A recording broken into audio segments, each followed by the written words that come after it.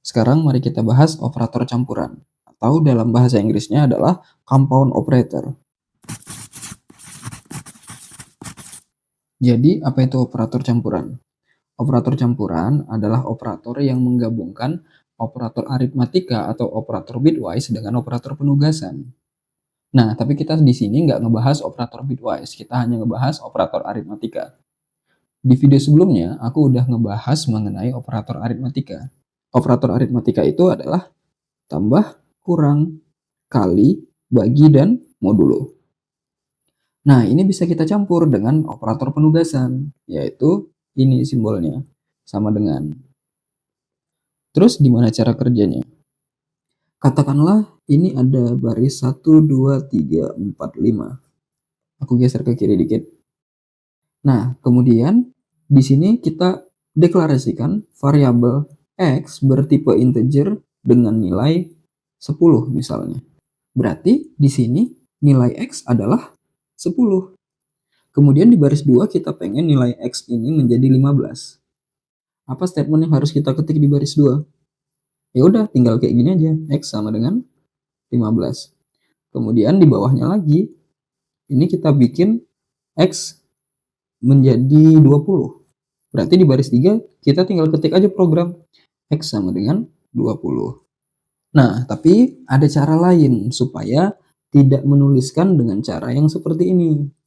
Gimana caranya? Kayak gini. Jadi, untuk membuat nilai X sama dengan 15, maka kita tuliskan di sini X sama dengan X plus 5. Nah, ini X sama dengan 15 nih jadinya. Ini X yang lama dan ini X yang baru. Oke, di mana X yang lama berarti kan nilainya yang ini ya, 10. Ya udah, berarti ini 10 plus 5. Sehingga X yang baru nilainya menjadi 15. Selanjutnya, di baris 3 nih, kita pengen nilai X sama dengan 20. Udah, kita tuliskan lagi kayak gini. X diisi dengan X plus 5. Nah, ini kan ada nilai X yang lama. Di mana nilai X yang lama itu adalah yang ini nih. Ya kan? 15. Ya udah, ini berarti 15 plus 5. Sehingga nilai X yang baru adalah 20. Nah, terus apa itu operator campuran ini? Oke, sekarang aku akan tunjukin alternatif penulisan baris 2 dan baris 3. Alternatif penulisan baris 2 dan baris 3 kita bisa tuliskan kayak gini. X ditambah sama dengan 5. Gitu. Baris 3 juga gitu. X plus sama dengan 5. Di sini kita menggunakan operator campuran. Jadi bisa dilihat di sini bahwa statement ini dan statement ini adalah sama atau ekuivalen. Kita juga bisa menggunakan operator minus sama dengan, kali sama dengan, bagi sama dengan, dan modulo sama dengan. Jadi artinya apa yang udah aku diskusikan di baris 2 dan baris 3 tadi adalah bahwa ketika X sama dengan X plus 5, ini ekuivalen dengan X plus sama dengan 5. Kemudian ketika X sama dengan X minus 5, maka ini sama dengan X minus sama dengan 5. Bagaimana dengan X sama dengan X kali 5? Terus X sama dengan X bagi 5 dan X sama dengan X modulo 5. Oke, ini silahkan isi sendiri.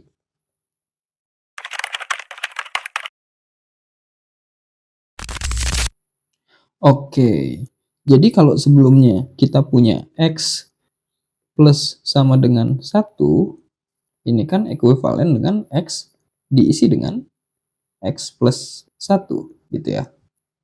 Nah, ada lagi nih ekuivalennya.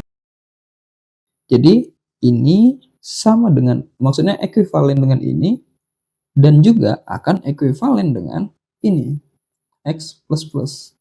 Selanjutnya, kalau X minus sama dengan 1, Ini ekuivalen dengan X diisi dengan X minus 1 dan juga ekuivalen dengan X minus minus. Statement ini operatornya dinamakan operator increment. Dan statement yang ini operatornya dinamakan operator decrement.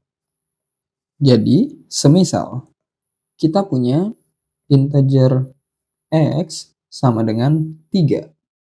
Ini di baris 1 gitu ya. Terus ini baris 2, baris 3, baris 4, baris 5. Di sini nilai X-nya berapa sekarang? 3. Selanjutnya di baris 2. Kalau kita pengen nilai X-nya sama dengan 4, itu gimana? Ya, kita bisa tulis begini. X sama dengan 4, ya kan? Atau kita bisa tulis begini. X sama dengan X plus 1. Oke? Atau kita bisa tulis begini. X plus sama dengan 1. Atau kita bisa tulis begini. X plus plus. Jadi pakai operator increment. Selanjutnya kalau di baris 3 kita pengen X sama dengan 5, baris 4 kita pengen X sama dengan 6, X sama dengan 7 di baris 5. Ya udah kita tinggal gini aja. Gitu. Oke. Nah, sekarang semisal kita pengen yang sebaliknya. Kalau ini kan menaik ya, semakin lama semakin gede nilai X-nya.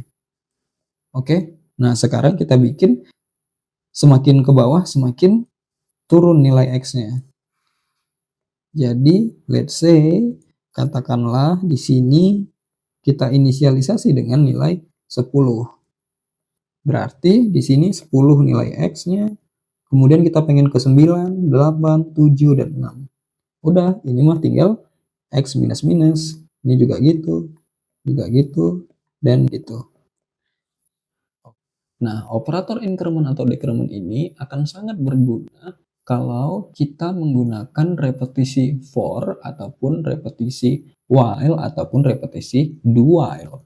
Variabel-variabel yang bertipe numerik, kita bisa incrementkan nilainya atau decrementkan nilainya. Kita bisa naikkan nilainya atau turunkan nilainya secara simpel hanya dengan menggunakan operator increment dan operator decrement ini.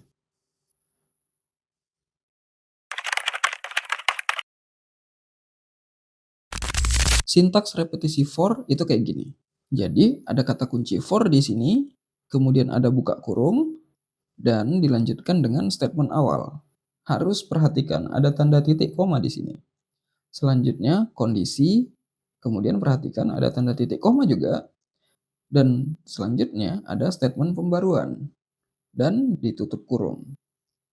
Kemudian tubuh repetisi for-nya ditandai dengan seperti biasa, buka kurung kurawal dan tutup kurung kurawal. Di dalamnya kita bisa tuliskan statement-statement pemrograman yang kita inginkan. Terus gimana cara kerjanya? Sekarang mari kita pindah ke flowchart untuk melihat alur kerja repetisi for. Teman-teman pasti ingat kan bahwa kode program itu dieksekusinya secara sekuensial atau berurutan. Jadi baris demi baris yang dieksekusi. Nah, jadinya program dieksekusi secara bergantian sesuai urutannya. Artinya kita bisa membayangkan dalam satu waktu ada sebuah kursor program yang sedang mengeksekusi baris program tertentu atau statement program tertentu. Oke. Jadi kursornya ini bergerak nih dari sini, kemudian ke sini, kemudian ke sini, kemudian ke sini.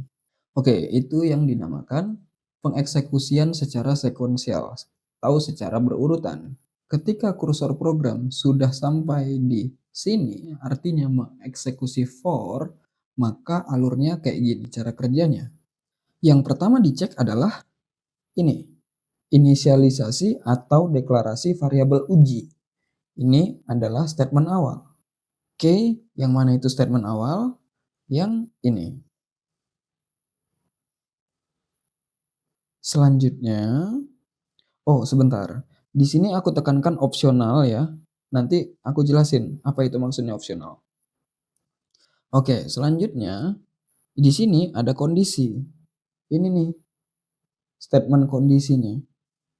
Ketika kondisi bernilai true, maka statement tubuh for dieksekusi. Itu yang ini. Kemudian ketika sudah selesai dieksekusi, maka statement ini yang dieksekusi, yaitu perbarui nilai variabel uji. Yang mana dia adalah yang ini, statement pembaruan.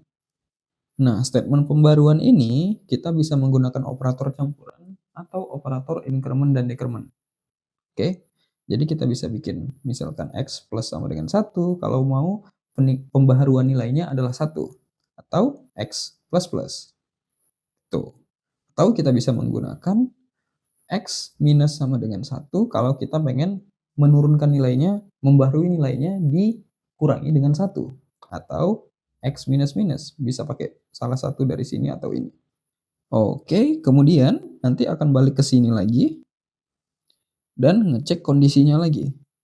Nah, ketika kondisinya nanti bernilai false, maka ya udah finish.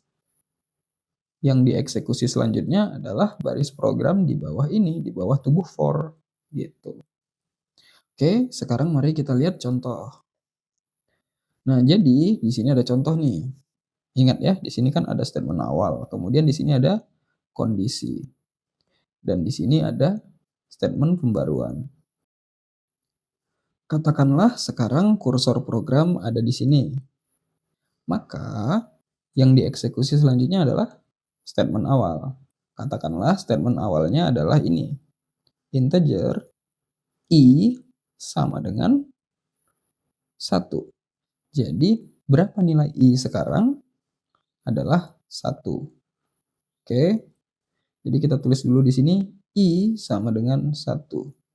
Oke, kemudian dicek nih. Apakah i kurang dari 5? Oke. Apakah i kurang dari 5? Jawabannya adalah true. Oke. Karena dia jawabannya adalah true, output logika dari operasi ini kan true ya. Maka tubuh repetisi for dieksekusi. Maka ini dieksekusi. Oke. Nah, ini eksekusi tubuh for. Terus udah selesai nih. Oke. Ketika udah selesai, maka statement pembaruan nih dieksekusi. Apa itu statement pembaruan? Yaitu yang ini. I plus sama dengan 1. Nah, sekarang kita balik ke awal lagi. Berapakah nilai I sekarang? Maka di sini I sama dengan 2. Benar kan? I sama dengan 2. Karena udah kita perbarui nih di sini. Oke. Kayak gitu terus ya. Nanti jadi dicek lagi. Apakah I kurang dari 5? Yes, kalau true, maka akan dilanjutin nih. Oke, kemudian diperbarui lagi nilainya. I plus sama dengan 1. Nah, sampai dengan I sama dengan 5, maka di sini apakah I kurang dari 5? Maka ini jawabannya adalah false. Karena jawabannya false, ya udah. Ini nggak dieksekusi nih, tubuh for-nya. Karena nggak dieksekusi, udah finish. Langsung ke baris program yang ini, yang di bawahnya. Jadi kursor sekarang udah pindah dari sini ke sini, gitu.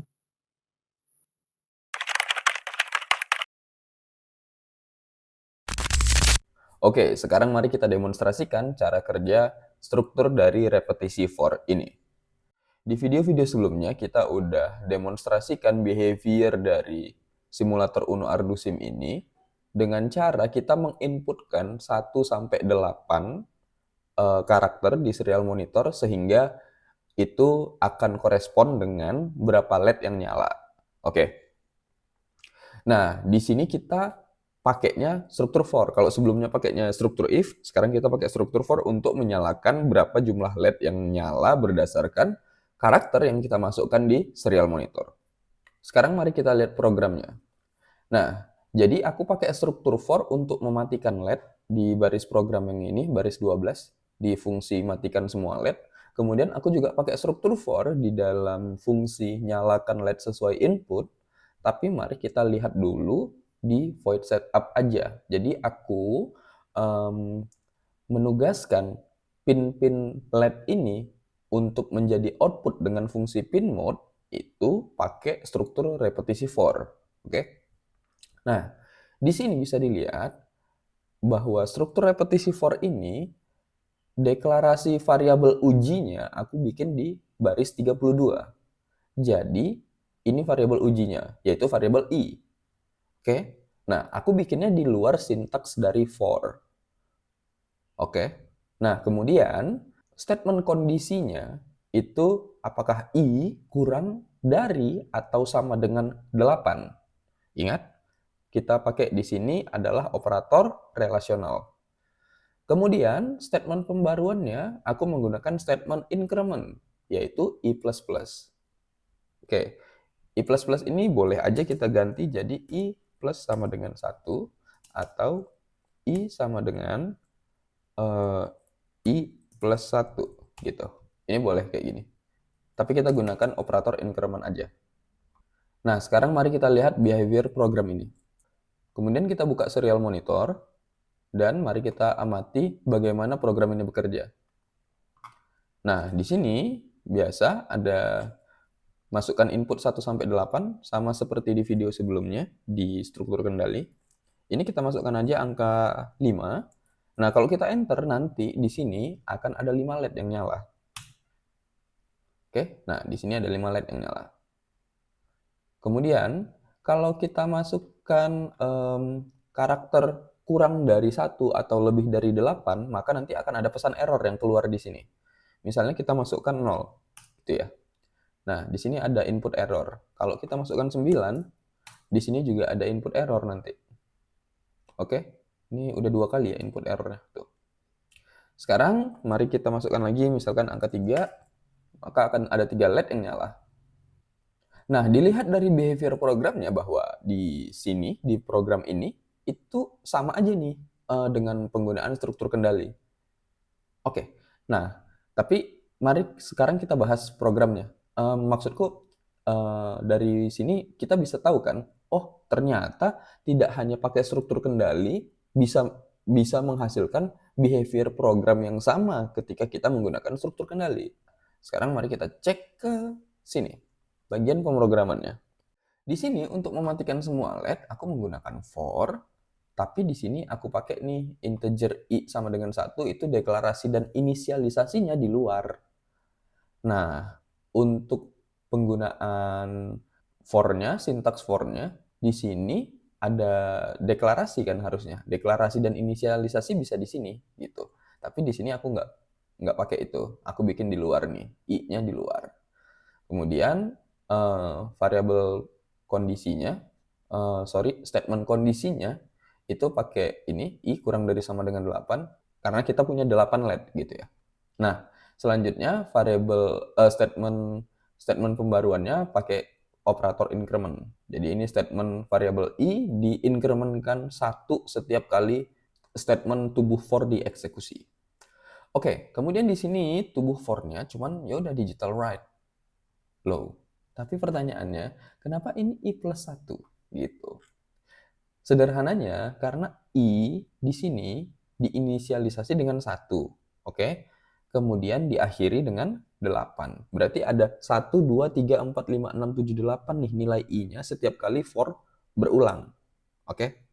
Nah, maksudku di sini adalah bahwa LED ini kan dimulai dari pin 2. Ya kan? Dari pin 2 kita pakai sebagai LED 1. Nih, pin 2, 3, 4, 5, 6, 7, 8, 9.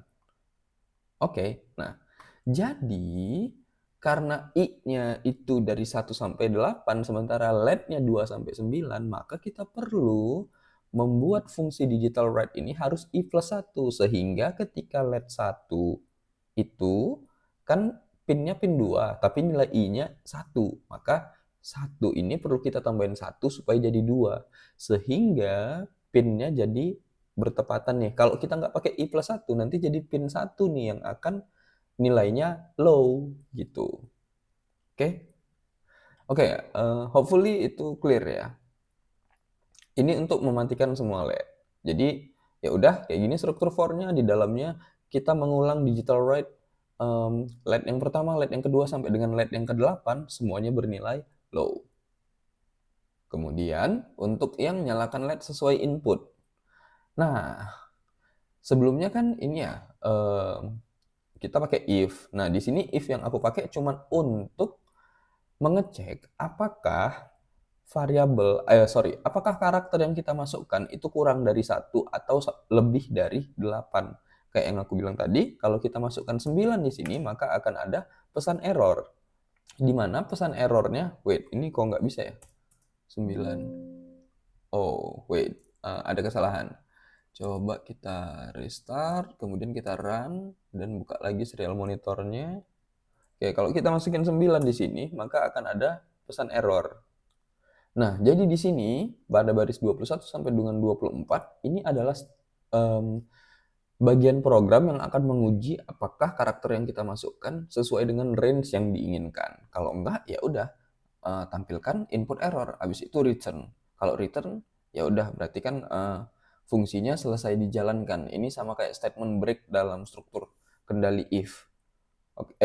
Dalam struktur kendali switch. Oke? Nah, kemudian di sini ada for. Di sini for-nya adalah untuk menyalakan LED.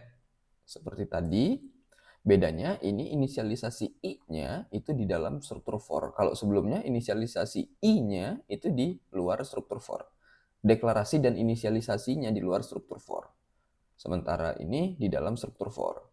Oke? Nah, kemudian statement kondisinya ini menggunakan parameter dari jumlah LED. Sehingga kalau nanti kita masukkan di sini angkanya 3 atau let's say 4 gitu ya. Nah, maka jumlah LED ini akan bernilai 4. Karena dia bernilai 4, maka statement kondisi ini apakah I kurang dari sama dengan 4. Artinya, ini hanya akan dieksekusi 4 kali, habis itu selesai. Maka dari itu hanya 4 LED yang nyala. Oke ya, clear. Kemudian di void setup tadi udah aku jelasin, dan kemudian di void loop, ini bagian-bagian fungsinya sama aja dengan di video sebelumnya ketika kita mendemonstrasikan bagaimana cara kerja LED ini menggunakan struktur kendali if. Oke, segitu aja dulu demonstrasi dari struktur repetisi for.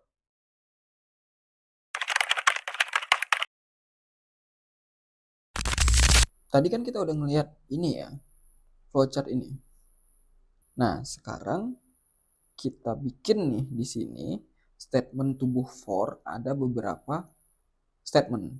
Maksudnya berarti kita bikin di sini ada statement 1 gitu ya. Wait, aku warnanya harus lebih gelap. Ini deh. Jadi di sini ada statement 1 gitu. Terus ada statement 2. Terus ada kata kunci break di sini. Dan di statement 3 ada juga, statement 4 ada juga.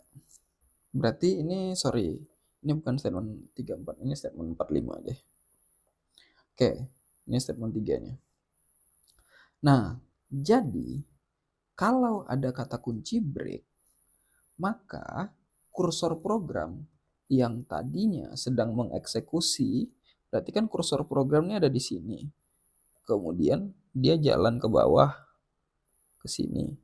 Kemudian ketika dia menemui break di sini, selanjutnya kursor program akan langsung pindah nih. Pindah kemana? Langsung pindah ke sini, finish. Gitu. Selanjutnya kita bahas kata kunci continue. Misal sekarang nilai I-nya sama dengan 1. Kondisinya itu apakah I kurang dari 5, maka harusnya karena I masih sama dengan 1 akan bernilai true dong, ya kan? Nah, maka kursor program tuh akan ada di sini, mengeksekusi tubuh for. Oke, kemudian mengeksekusi statement pertama di tubuh for, kemudian pindah ke statement 2, kemudian di statement 3, dia menemui kata kunci continue misalnya.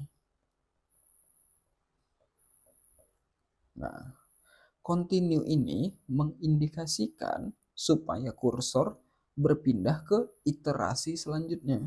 Jadi, statement pada baris 4, maksudnya statement 4 ini nggak dieksekusi, statement 5 juga nggak dieksekusi. Sehingga kursor akan pindah nih dari sini langsung ke sini. Oke, kemudian dia perbarui nilainya. Misalnya dengan cara I plus plus. Sehingga nanti nilai I sekarang akan berubah yang tadinya 1 sekarang menjadi 2. Ini 1 sekarang menjadi 2. Oke. Kemudian kursor program akan ngecek lagi nih apakah I kurang dari 5. Karena I-nya sama dengan 2, ya, maka kurang dari 5. Terus lanjut deh ke sini. Terus lanjut ke sini. Terus nemu lagi continue di sini. Kemudian ya udah sekali lagi ini nggak akan dieksekusi. Statement 4 dan 5 nggak akan dieksekusi. Sehingga ini disilang, ini silang. Artinya maksudnya ya udah nggak dieksekusi gitu ya. Karena kursornya akan ngelompat lagi ke sini. Dan memperbarui lagi nilai I-nya. Selanjutnya di sini nilai I-nya akan menjadi 3. Ini nilai I-nya akan menjadi 3, maka ya udah gitu lagi, ulangi lagi, ngecek lagi apakah I-nya kurang dari 5. Kalau yes, kalau true, maka ya udah lanjut lagi gitu. Oke ya, jadi kelihatan ya perbedaan continue dan break. Jadi, kalau break itu akan langsung memindahkan kursor ke finish, keluar dari struktur for, sementara kalau continue akan melanjutkan ke iterasi selanjutnya. Jadi, kata kunci break akan mengeluarkan kursor program dari struktur for, sementara kata kunci continue akan melanjutkan eksekusi program ke iterasi selanjutnya. Nah, sekarang aku mau mendemonstrasikan bagaimana cara kerja kata kunci break di dalam struktur for. Jadi aku pengennya gini, ketika aku masukin 1 di serial monitor, maka 1 LED yang nyala. Nah, aku pengen batasin nih. Tadi kan kalau dimasukin 1, nyala 1 LED. Dimasukin karakter 2, nyala 2 LED. Dan seterusnya sampai karakter 8, maka nyala 8 LED. Nah, sekarang kalau kita masukkan angka lebih dari 3, itu hanya 3 LED yang nyala. Oke, jadi kalau kita masukin karakter 4 di serial monitor, tetap 3 LED yang nyala. Kita masukin 8, tetap 3 LED yang nyala. Tapi kalau kita masukin 9, maka tetap error ya. Jadi tetap dalam range, tapi ketika lebih besar dari 3, maka hanya 3 LED yang nyala. Jadi kita bikin di sini, if nilai I lebih dari 3, maka letakkan kata kunci break di sini. Artinya, kursor program akan keluar dari struktur for. Sehingga digital write ini tidak akan dieksekusi ketika nilai I udah lebih besar dari 3. Berarti ketika nilai I udah bernilai 4, maka kursor program akan keluar dari struktur for ini. Sehingga LED yang keempat dan seterusnya tidak akan dieksekusi.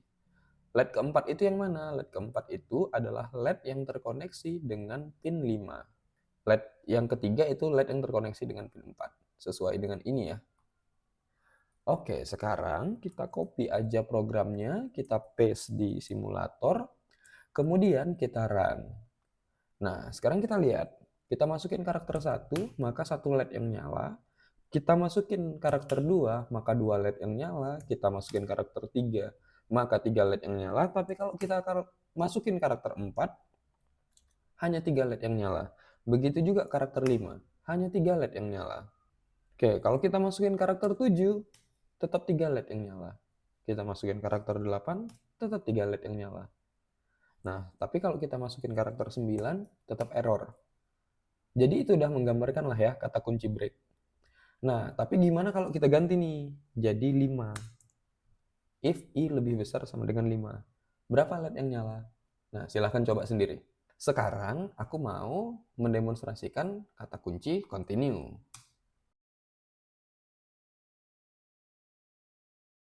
Oke, jadi di sini aku mau mendemonstrasikan cara kerja kata kunci continue. Nah, di sini kita hanya bisa memasukkan karakter 1 atau karakter 2 di serial monitor. Selain daripada karakter itu, maka dikatakan error atau dikategorikan error. Oke? Nah, itu masih sama seperti sebelumnya. Hanya saja kalau sebelumnya rentang 1 sampai 8. Tapi kali ini rentangnya hanya 1 dan 2. Oke? Jadi, ketika kita masukkan karakter 1 atau karakter 2, maka ini tidak akan bernilai true. Statement ini tidak akan bernilai true.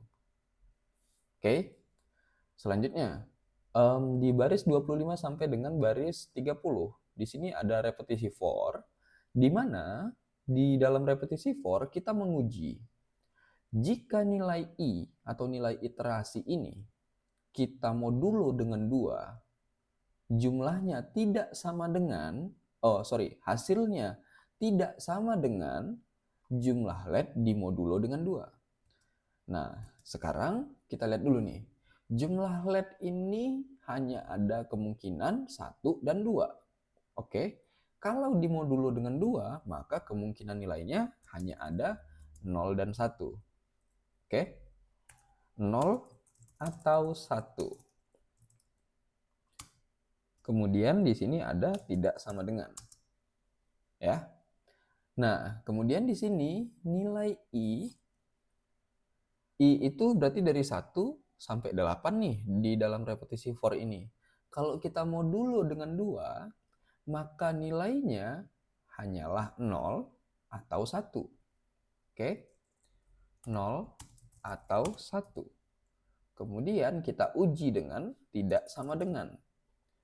Artinya adalah ketika nilai I itu dibagi 2, ketika nilai I dimodulo dengan 2 sama dengan 0, berarti itu genap.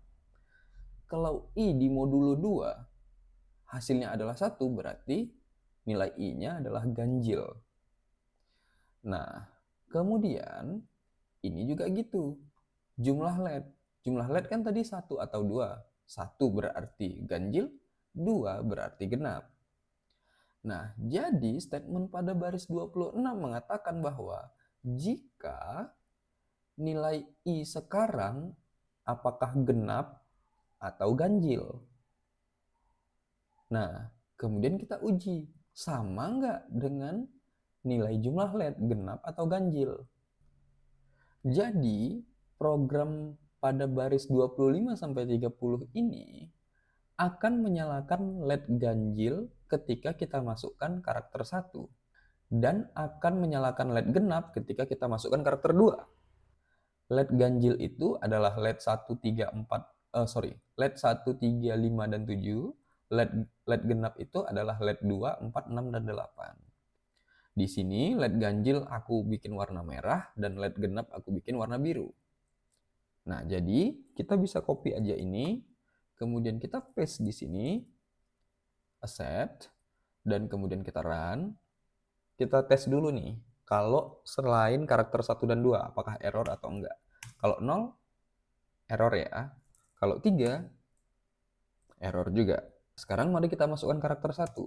Harusnya hanya LED merah nih yang nyala. Kita masukin karakter 1. Oke, betul ya. LED merah. Di mana LED merah ini adalah LED ganjil. Nih, 2, 4, 6, dan 8. Ini pin LED-nya yang genap ya. Nah, karena pin LED 2 itu adalah LED ganjil, LED 1 gitu. Oke ya, clear ya. Jadi ya udah, jangan bingung sama pin LED-nya, tapi lihat aja bahwa LED yang ganjil adalah warna merah dan genap warna biru. Sekarang kalau kita masukkan karakter 2 di serial monitor, maka hasilnya adalah hanya menyalakan LED yang warna biru. Oke, kelihatan ya. Kenapa bisa begitu? Karena gini. Jadi ketika kita masukkan karakter 1 di serial monitor, maka yang terjadi adalah nilai jumlah LED adalah 1. Jadi ketika nilai jumlah LED adalah 1, maka hanya akan menyalakan LED yang ganjil. Tapi kalau kita masukkan 2, maka menyalakan LED yang genap. Nah, gimana cara kerjanya kok bisa kayak gitu? Karena kita pakai kata kunci continue di sini. Nah, continue ini mengatakan bahwa apakah nilai I sama dengan, apakah nilai I tidak sama dengan nilai yang dimasukkan di serial monitor. Sesimpel itu. Kalau misalkan nggak sama, maka continue aja. Tuh. Artinya kan kalau kita masukkan 1 berarti ganjil. Oke? Kemudian ditanya di sini di baris 26, apakah nilai I sekarang ganjil? Nah, kalau misalkan ganjil, maka ini kan bernilai false. Maka yang dieksekusi baris 29. Makanya itu nyala LED yang ganjil, karena nilai I-nya ganjil. Kemudian, apakah nilai I itu bernilai genap? Jika benar bernilai genap, berarti kan nggak sesuai nih dengan ini ganjil si jumlah LED. Karena jumlah LED kan di sini ya, disesuaikan dengan karakter 1 atau 2 yang kita masukin di serial monitor. Yang which is yang kita masukin tadi adalah 1, berarti ganjil. Nah, karena I sekarang adalah genap, berarti kan dia nggak sama dengan ganjil. Oke? Berarti nilai I ini adalah 0, berarti kan nggak sama dengan 1. Oleh karena itu, statement ini, kondisi ini bernilai true. Kalau bernilai true, maka ini yang dieksekusi. Kata kerja continue. Nah, karena continue yang dieksekusi, berarti langsung keluar dari struktur for tuh, langsung masuk ke statement pembaruan selanjutnya. Langsung I sama dengan 3 sekarang, karena udah di-incrementkan dengan operator ini, gitu. Nanti ketika 3, maka eksekusi lagi nih yang ini.